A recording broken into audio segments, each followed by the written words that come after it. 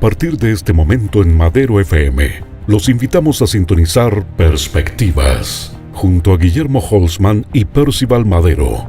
Un análisis de la actualidad nacional e internacional. Perspectivas, a esta hora en Madero FM. Bienvenidos.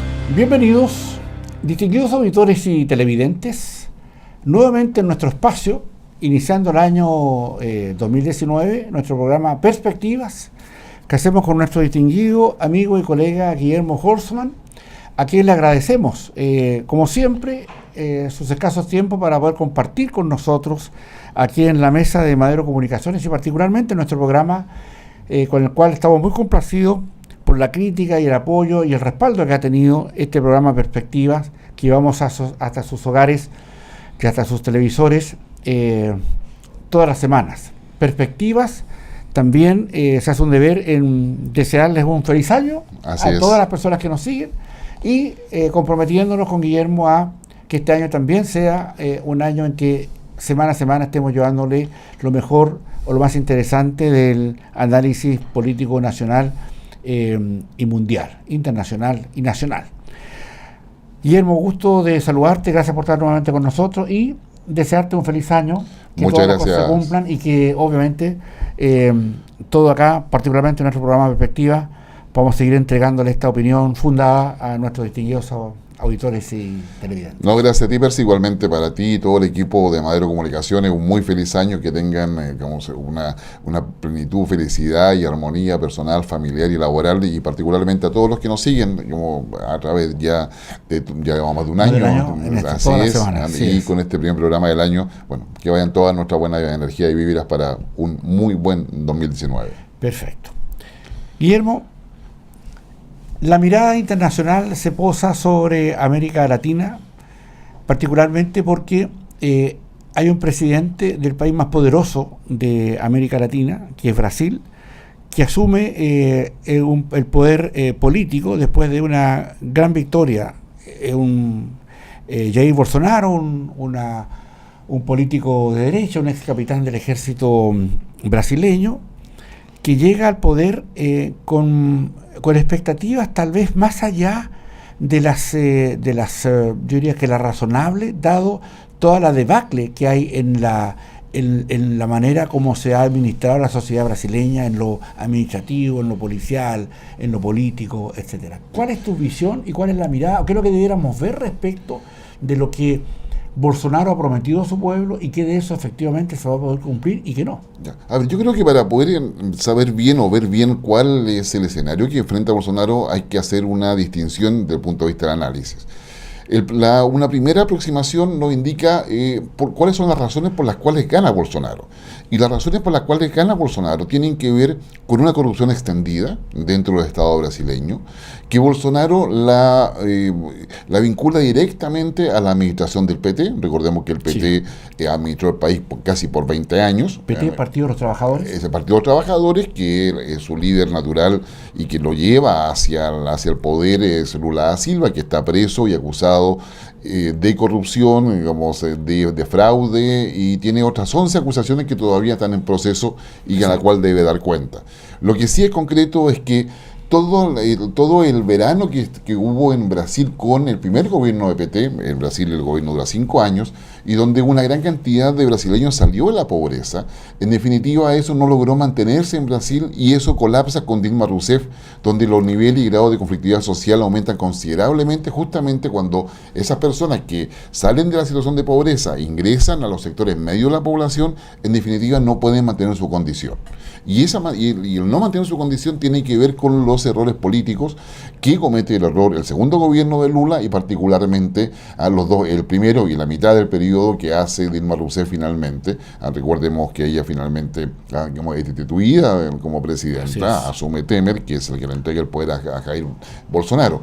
Por lo tanto, hay un tema de corrupción, hay un tema de un Estado debilitado, donde, digamos, el lavallato, que es todo el proceso de compra de favores al interior de la política, financiando las actividades políticas de muchos miembros del Congreso, lo de las empresas privadas como Odebrecht, que tiene ramificaciones en diversos países de América Latina, donde Perú está pasando ahora problemas por eso, lo propio pasado en Colombia, también en Ecuador, Chile se ha visto tocado por algo también por ello, Argentina también ha pasado por eso. Entonces yo diría, hay un primer tema en términos donde Bolsonaro, siendo un diputado con más de 20 años de ejercicio en el Congreso, como tú bien decías, capitán del ejército, pero que hace, si me permite la expresión, turismo ideológico por 6 partidos políticos, y siempre estando en las minorías, y que tiene un perfil, yo diría, bastante concreto en términos de ser nacionalista, es decir, Brasil primero, segundo Brasil, tercero Brasil, para decirlo en esa perspectiva. Lo segundo, él es cristiano, y es un cristiano, yo diría, devoto. Se declara católico, pero con mucho respeto por las iglesias evangélicas. Y particularmente tiene un fuerte discurso asociado a Dios, al orden y la libertad, que serían como los 3 elementos que se conjugan en su propuesta política. ¿Ya? Y además Bolsonaro aparece no vinculado a ninguno de los casos de corrupción, con lo cual aparece como un candidato de manos limpias, que en definitiva logra más del 55% de la votación en la segunda vuelta en Brasil. Y eso le da la legitimidad suficiente. Junto con ello, la representación en diputados en Brasil, que más o menos hay 30 partidos representados ahí, él tiene alrededor del 30% de los votos de diputados. Su partido creció enormemente, con lo cual también la señal no es menor en términos de que la gente no solamente votó a Bolsonaro, sino que intentó darle un respaldo también parlamentario en diputados.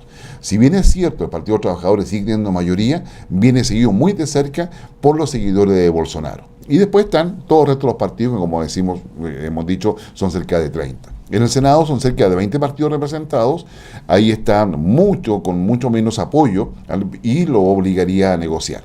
En consecuencia, yo diría Bolsonaro es producto de un proceso político en Brasil, y podríamos decir de una democracia fallida en términos de que la corrupción logra carcomer las instituciones estatales, y con un impacto completamente negativo en la población que opta por un voto pragmático más que un voto ideológico. En consecuencia, Bolsonaro representa en Brasil, como primera aproximación de análisis, un cuestionamiento a la ideología, y particularmente a la ideología de izquierda. Y por esa razón se le llama de derecha. Sí. Y tiene un juicio muy crítico y un discurso muy crítico justamente al PT, a Lula y la corrupción de esos partidos. Y la delincuencia.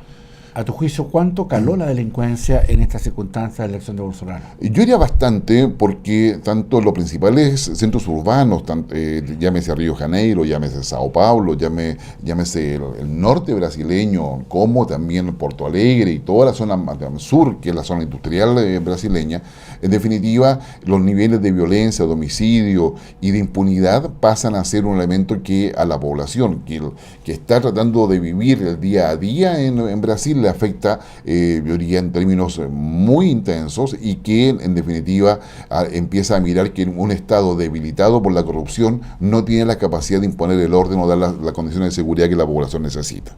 Ahora, las expectativas que él ha generado, o la expectativa de su programa, su breve discurso de toma del poder, da cuenta de que la mirada, más bien las expectativas que él está generando, para poder generar, a su vez, valga la redundancia, el respaldo político, lo que lo llevó a ser presidente de la nación más importante de América Latina, apunta a saber si efectivamente Brasil tiene las condiciones de riqueza, interna, como para poder distribuir o hacer que la producción crezca a condición, yo diría que crezca para que haga posible lo que Bolsonaro le ha prometido a su pueblo. Es que yo creo que ahí está lo complicado. La segunda perspectiva de análisis es respecto a cuáles son las condiciones reales que Bolsonaro tiene para dar cumplimiento al programa ofertado a los brasileños. Yo creo que ahí hay algunas distinciones importantes.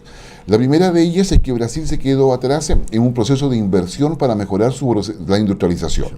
Tiene avances sustantivos en definiciones que se hicieron en su minuto en el ámbito nuclear, ¿Por qué es importante el ámbito nuclear? Porque no se trata solamente de poder construir un reactor. Para construir un reactor tú requieres mucha tecnología y muchos procesos industriales para poder llegar a eso.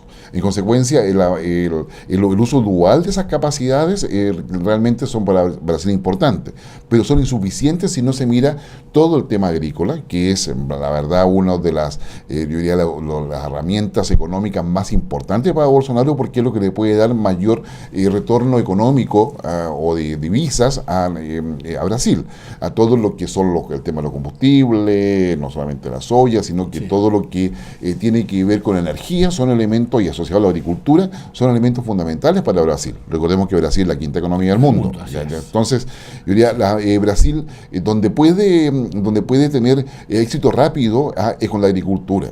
Con la exportación de alimentos, para decirlo en términos simples.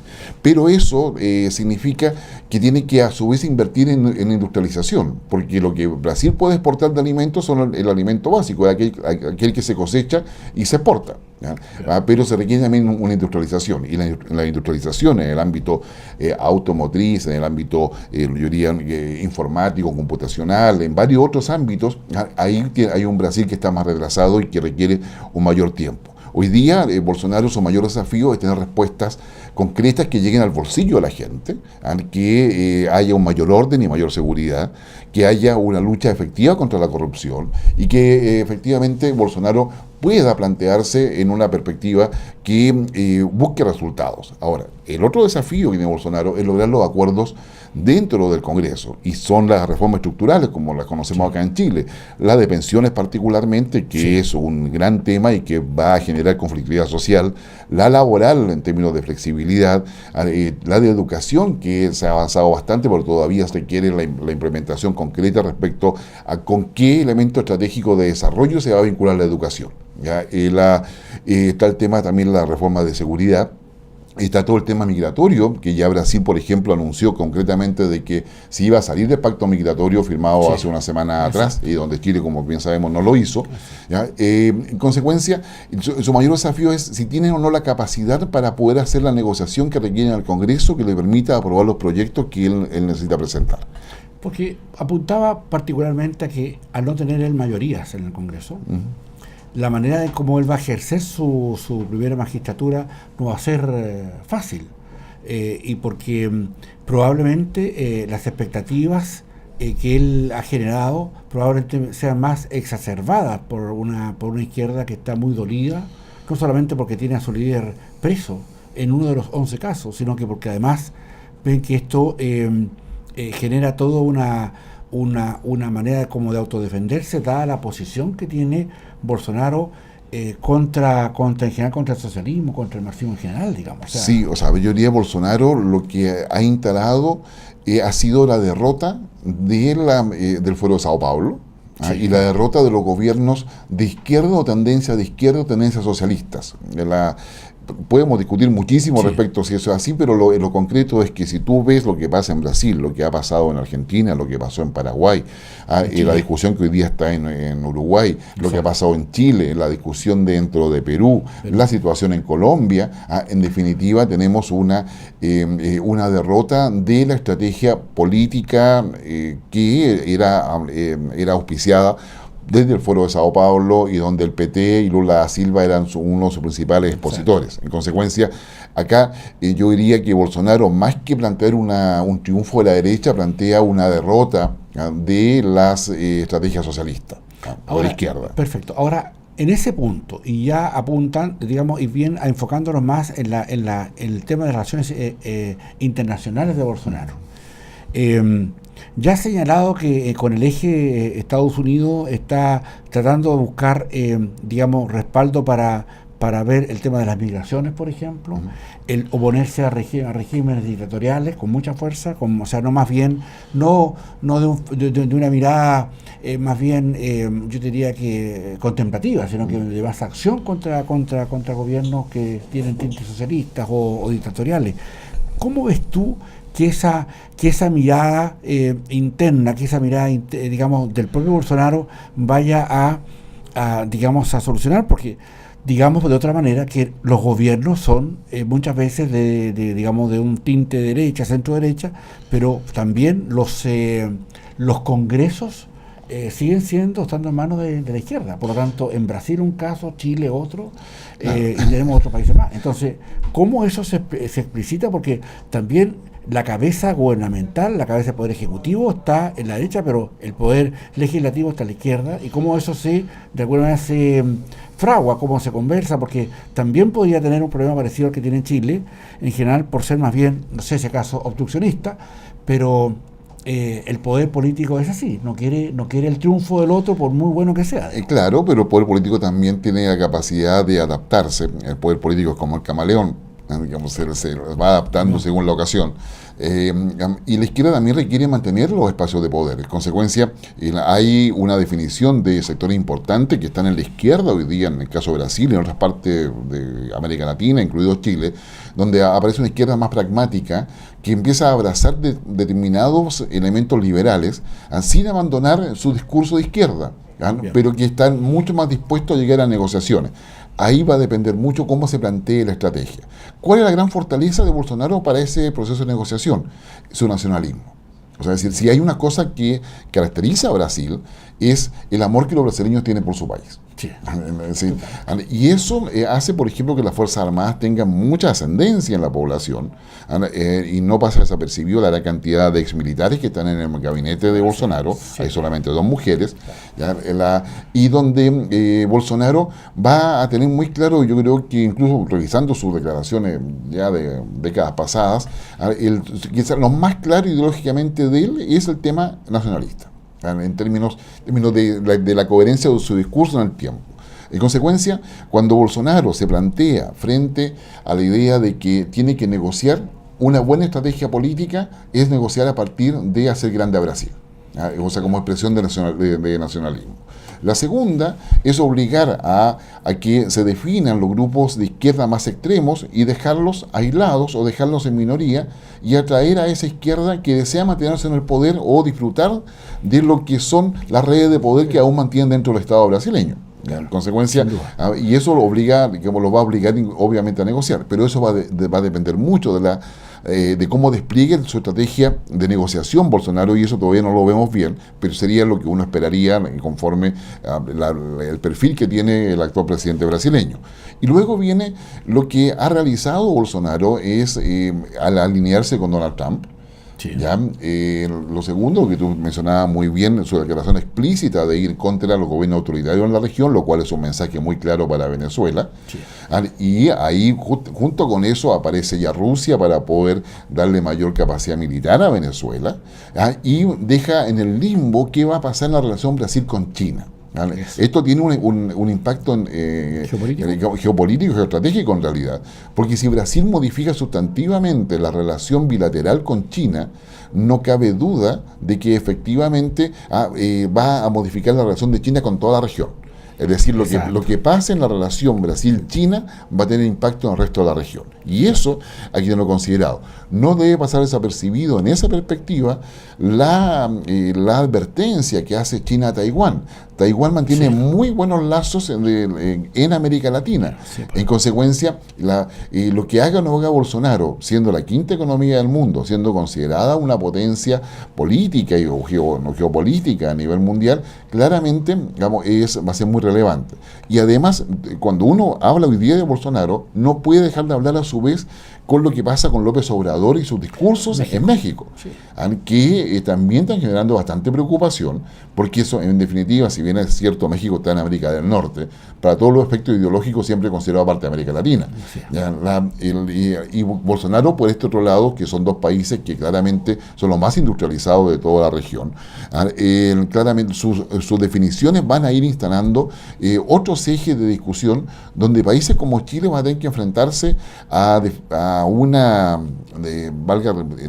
disculpe la reiteración, a una definición de intereses nacionales completamente distintas, en un ajedrez que ya se está haciendo complicado, porque ya con Bolsonaro se abrió un tablero de ajedrez aparte del internacional, que está solamente acá en la región.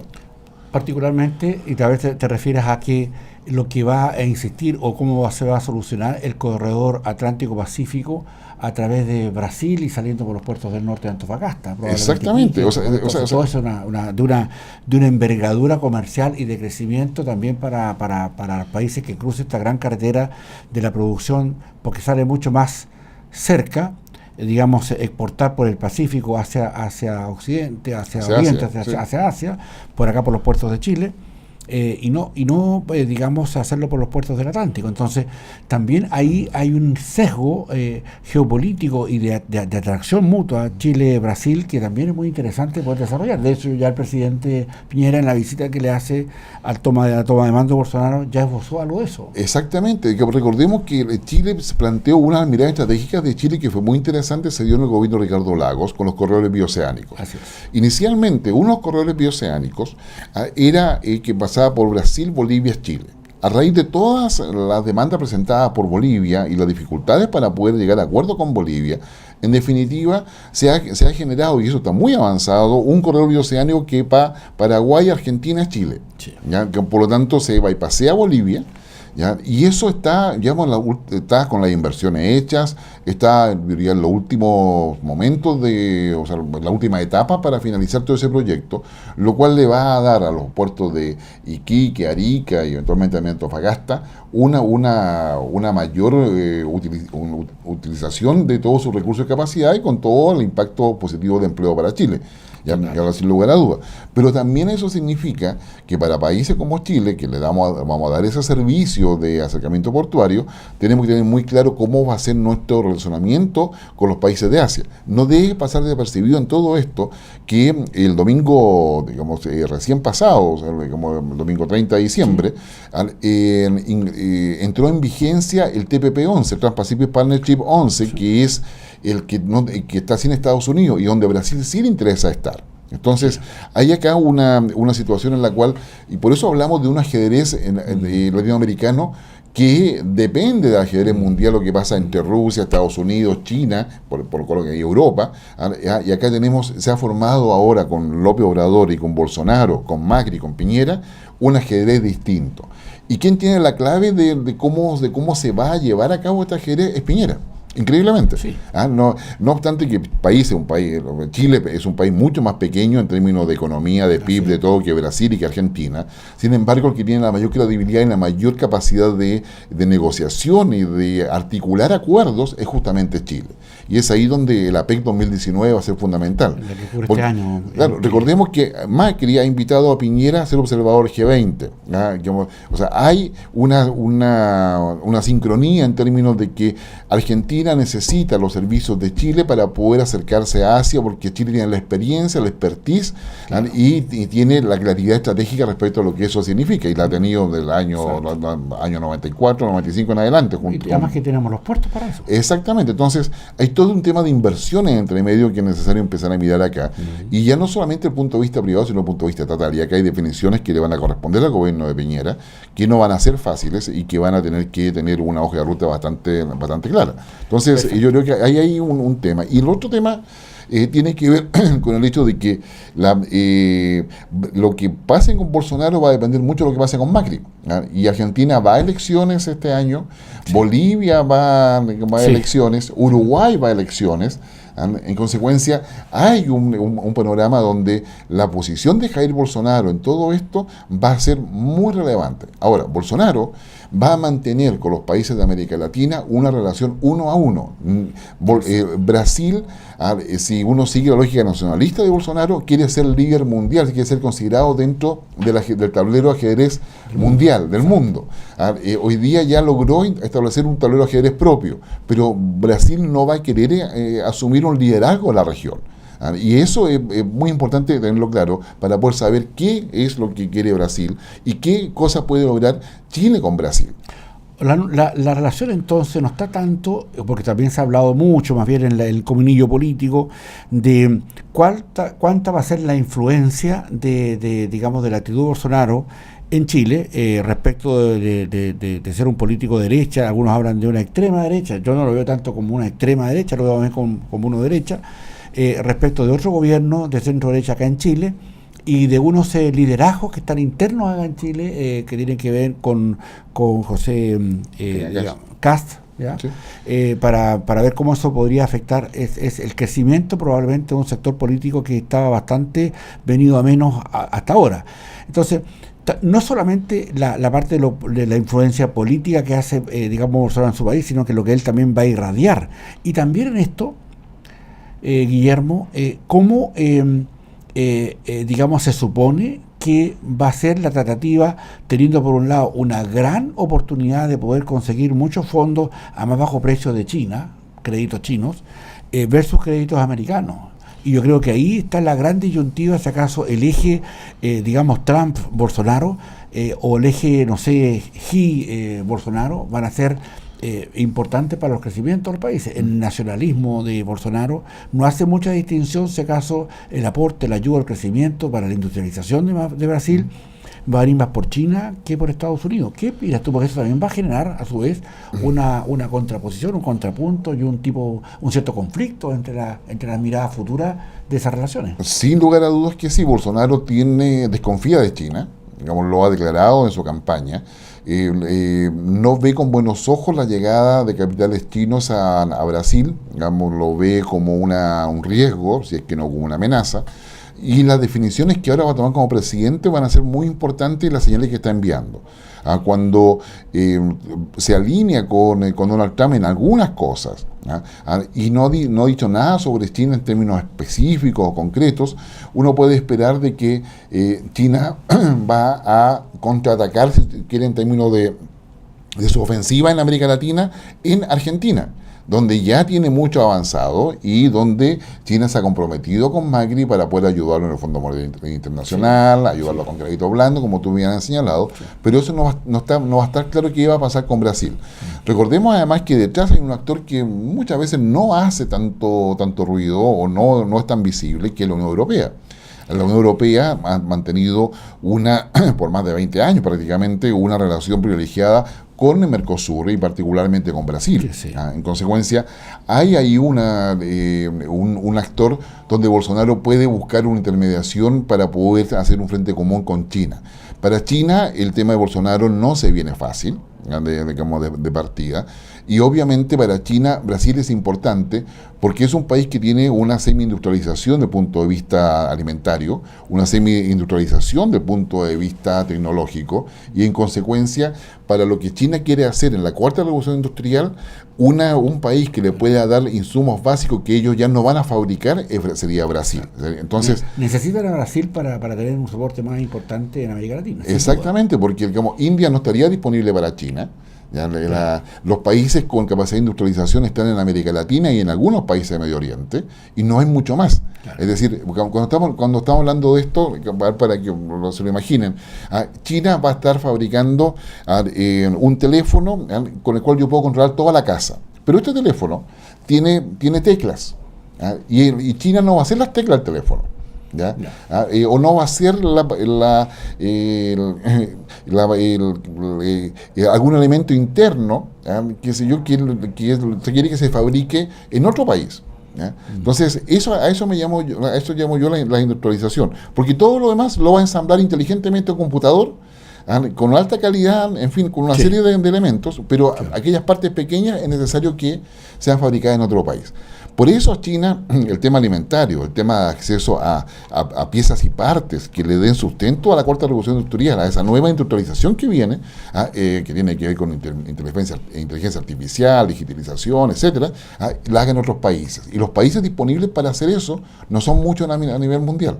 Brasil es uno de ellos. Guillermo, estamos terminando nuestras perspectivas de hoy.